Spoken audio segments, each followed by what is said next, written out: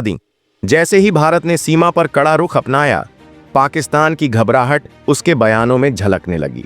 वो अब बेतुकी बातें कर रहा है, कभी चीन की आड़ लेता है तो कभी तुर्की का नाम उछालता है, लेकिन इस बार जो जाल उसने तुर्की के नाम पर बुना वो उसी में उलझ गया और दुनिया के सामने उसकी सच्चाई यूं बेनकाब हुई कि अब वो कुछ भी कहने की हालत में नहीं रहा। पाकिस्तान ने बड़ी बड़ी बातें की, दावा किया कि तुर्की के 4C-31 हरक्यूलिस विमान कराची और इस्लामाबाद में उतरे हैं और उनमें हथियारों का भारी जखीरा है। ये खबरें इतनी तेजी से फैलीं कि कुछ पल को लगा शायद वाकई कुछ बड़ा हो रहा है, लेकिन जब सच्चाई सामने आई तो सब सन्न रह गए। तुर्की खुद मैदान में उतरा और साफ साफ कह दिया, पाकिस्तान झूठ बोल रहा है। जिस विमान की बात हो रही थी वो तो बस ईंधन भरवाने के लिए रुका था, उसमें कोई हथियार नहीं था, न ही कोई गोला बारूद। तुर्की ने दुनिया के सामने पाकिस्तान का पर्दाफाश कर दिया और बता दिया कि भारत के खिलाफ किसी भी सैन्य मदद का सवाल ही नहीं उठता।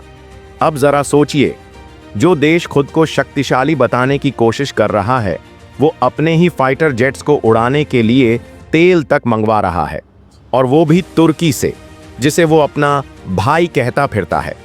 जब सोशल मीडिया पर खबरें वायरल होने लगीं कि तुर्की का सैन्य विमान पाकिस्तान में उतरा है, तो तुर्की सरकार को सामने आकर सफाई देनी पड़ी। बताया गया कि विमान का मकसद केवल ईंधन भरना था और उसका कोई सैन्य एजेंडा नहीं था। ये वही पल था जब पाकिस्तान की सारी कोशिशें धरी की धरी रह गईं। भारत के खिलाफ जो तूफान पाकिस्तान खड़ा करना चाहता था वो तुर्की के एक बयान से थम गया। पाकिस्तान ये साबित करना चाहता था कि उसके पीछे तुर्की और चीन जैसे देश खड़े हैं, लेकिन जैसे ही तुर्की ने सच्चाई बताई उसका ये भ्रम भी टूट गया। दरअसल पाकिस्तान अब उस मोड़ पर आ चुका है जहां झूठ उसका आखिरी सहारा बन चुका है।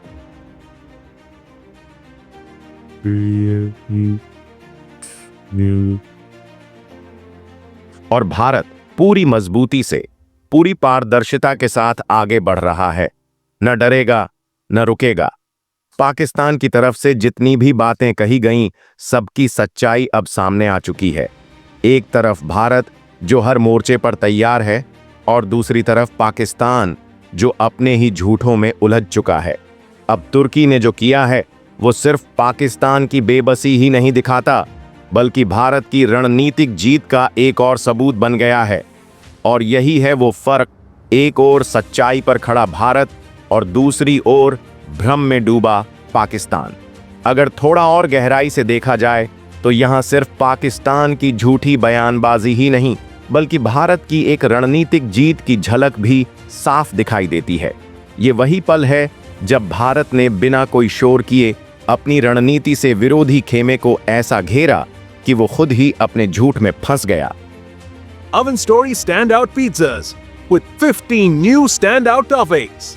Buy one standout pizza and get one free. Order now.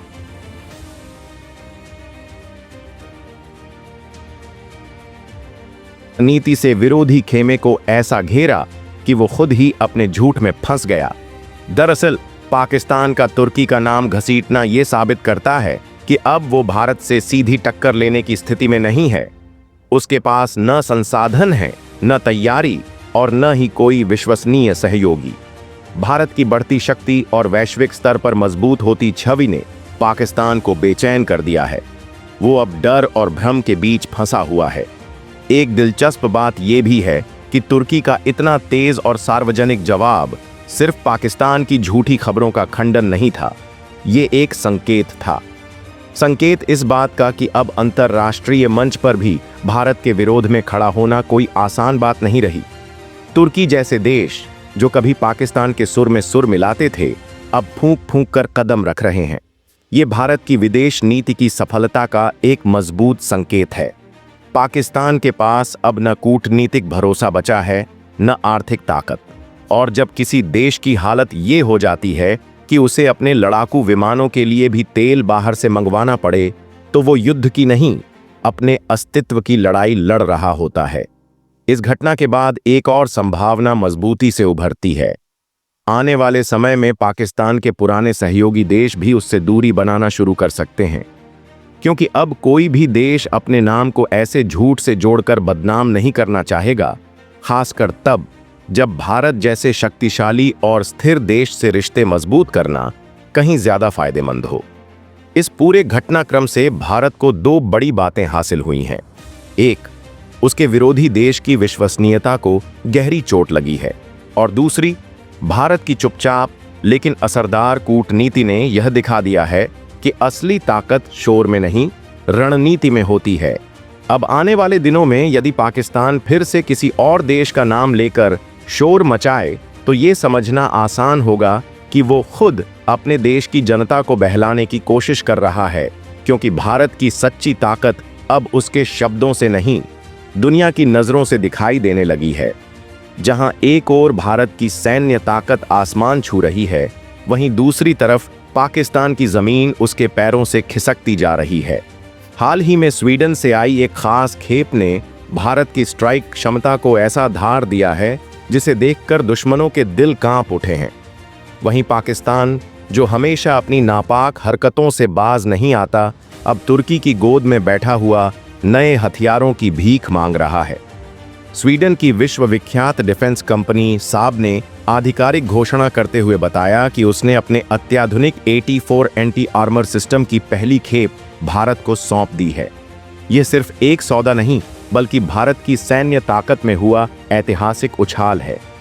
8-4 एक ऐसा हल्का लेकिन घातक हथियार है जिसे विशेष रूप से शॉर्ट रेंज कॉम्बैट के लिए डिजाइन किया गया है, और भारत की पैरा स्पेशल फोर्सेस के हाथों में इसका होना जैसे किसी शेर को और भी पैना पंजा मिल जाना हो।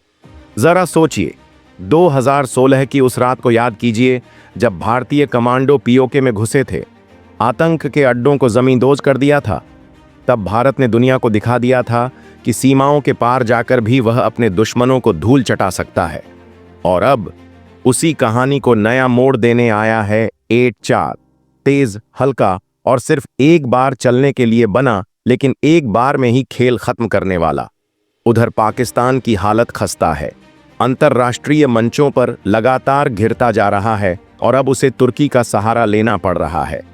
27 और 28 अप्रैल को तुर्की के C-31 हरक्युलिस विमान इस्लामाबाद एयरबेस पर उतरे। भारी गोला बारूद, ड्रोन के पुर्जे और हो सकता है घातक UAV लेकर। पाकिस्तान ने जिस उम्मीद से ये विमान मंगवाए हैं, वो भारत के सामने किसी खोखले ढांचे से ज्यादा कुछ नहीं।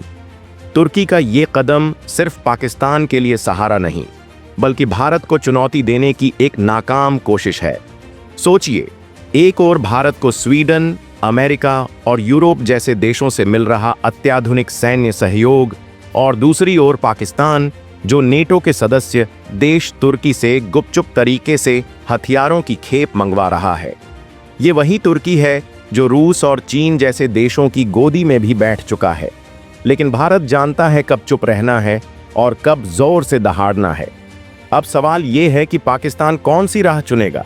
क्या वो अपनी पुरानी आदतों पर कायम रहेगा या फिर भारत की चेतावनी को समझेगा? क्योंकि भारत ने साफ कर दिया है, पीओके में कोई बंकर, कोई घुसपैठ अब नहीं चलेगी। और 84 की ये खेप सिर्फ हथियार नहीं, एक सीधा संदेश है कि भारत अब किसी भी साजिश को उसकी जमीन पर ही कुचल देगा। दुनिया देख रही है। भारत का आत्मविश्वास, उसकी तैयारी और उसका संकल्प अब पहले से कहीं ज्यादा मजबूत